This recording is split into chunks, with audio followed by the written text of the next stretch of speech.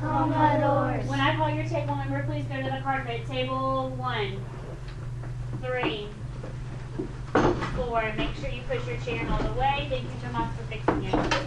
4, 2, and 5. If you are on the carpet, you should be in crisscross, hands in your lap. Christopher, you can hand me that pencil. We need hands to be free. Thank you, Nathan. Okay, when you have found your spot, Joe, a quick body check and make sure that you're in crisscross with your spoons in your bowl. Okay, so last week with our story, we talked about cause and effect.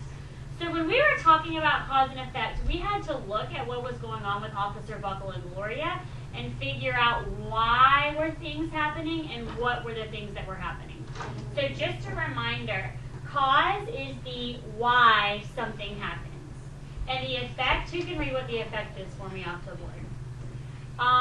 Leonie, go ahead and read. What happens because of something else? So the why is why something happens, right? That's the cause. And the effect is what is actually happening. Thanks, David, for coming on and finding your seat. Natalie, if you could back up just a little bit. Perfect. So which one comes first? If we're talking about cause and effect, remember whenever I dropped the egg in the bucket, what was the effect? What happened to that egg, Samantha? The egg cracked. Did the egg just crack on its own, or did I have to do something to the egg? Do something to the egg. What is it that I did? What caused the egg to crack? Natalie? I dropped it, right? What if I would have just placed it carefully down? Would we have had the same effect or a different one, Marcos? It would have been a different effect, right? So every cause makes something else happen. Because I dropped that egg into the bucket from a pretty high distance, right? That egg did what? It cracked. So I have a question. Which one comes first? If we're trying to find cause and effect in a story, or we're like talking about something that happened in our lives, which one is going to come first? The cause or the effect? Aaron? The cause. Why does the cause have to come first? Aaron's exactly right. Why does the cause have to happen first? Mintuan?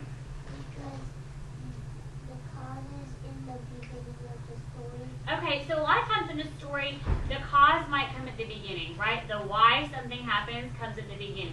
So when we're thinking about cause and effect, we know that the cause is the thing that comes first, okay? So now we're going to revisit one of my favorite pictures that we went over last week. It is the picture of the crying baby. The crying baby, right?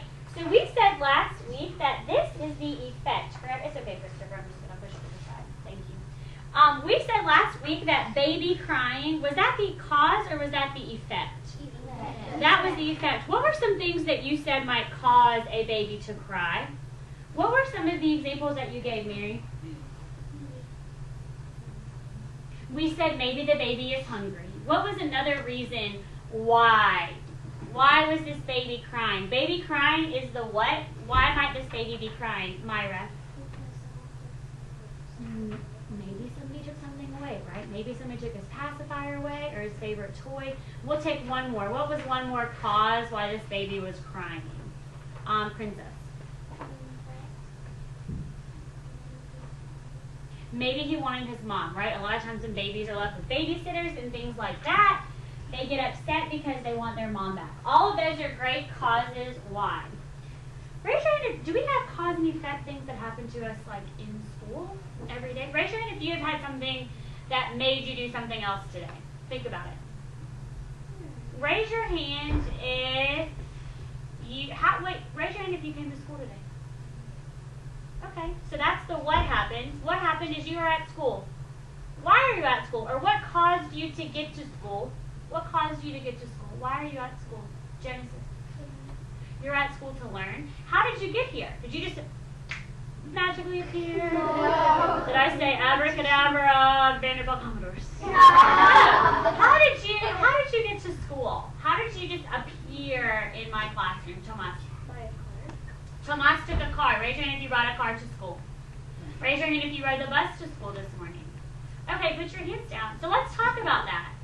If all of you are at school, did all of you come here the same way? No. No, so just like that baby picture, there could be different causes that make the same effect, right? The effect is you're at school. What caused you to be at school? You either took a car or you took a bus. Aaron. Okay, Aaron has another example, so let's listen carefully and see. Go ahead. The cause is I want to cry. Okay. And we picked this, but he has Okay, so Aaron was talking about the practice book pages. So he said that the effect is that he's doing his practice pages nice and neat. What is causing him to do that? Miss Corcoran talked about how there could be a reward or something that you would receive if you're doing those pages nice and neat. Great example. So I want to talk about something for a minute. This is the story that we're going to read to talk more about cause and effect. And I'm going to read you the title, and then we're going to make some predictions. The title of our story is Alexander and the Terrible, Horrible, No Good, Very Bad Day. So what I want to know is this. What are some things that could lead to a bad day? Raise your hand if you've ever had a bad day. Absolutely, right? We all have bad days from time to time. Okay, put your hands down. What are some things that caused your bad day? What are some things that caused your bad day? Princess, what are some things that caused your bad day?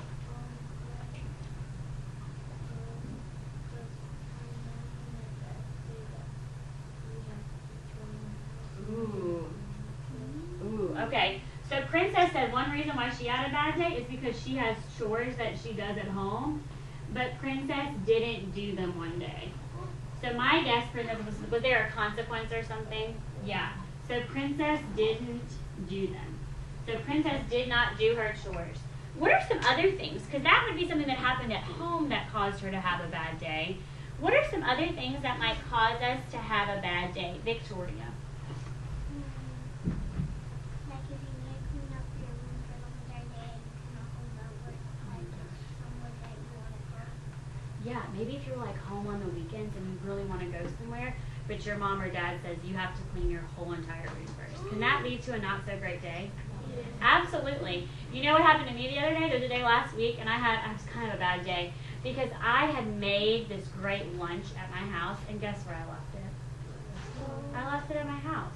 So I had to go without a lunch all day, so I was hungry. I was feeling like a little bit grumpy. So that caused me to have not a good day. What was my cause? Why was I having a bad day? Because I forgot my lunch. Exactly. So in this story that we're going to read this morning, Alexander just has a really, really bad day. So what we're going to do is while we're reading, we are going to look for some causes and some effects in this story. Okay?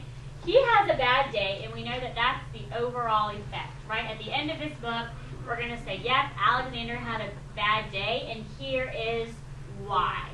So what we're going to spend most of our time talking about today is different pages of the book and why that made Alexander have a bad day. So while I'm reading, what are some things that you should be doing? Let's run through some things we should be doing. While I'm reading the story and asking questions, Christopher, what are some behaviors I should see? You should see looking at the pages. Looking at the pages, exactly right. We're always looking for story clues, which could be in pictures, which you have to see. Dorcas, what else should you be doing? You should be listening. Why do we need to listen? Why not just sit there and just look at the pictures? Why is the listening part so important when I'm reading a story? Tomas. Because if you don't listen, you won't get the answers correctly. Okay, so you might get an answer incorrect and not correct because if you're not listening closely, you might miss something, right? Now, sometimes we read a book out of journeys where you have the book and I have the book. So even if you're not listening to me read it, you can still read it yourself. But is that the case today? No. No, you don't have a copy of this book, so you're really going to have to listen carefully so that you're ready to answer some questions. So we're going to get started. Alexander and the Terrible, Horrible, No Good, Very Bad Day. This is by Judith Viorst. So already we can tell from that front page, how is Alexander feeling? Not great. Okay, here we go. And if you can't see the pictures, if you could just wait, once I'm done reading the page, I will hold it out.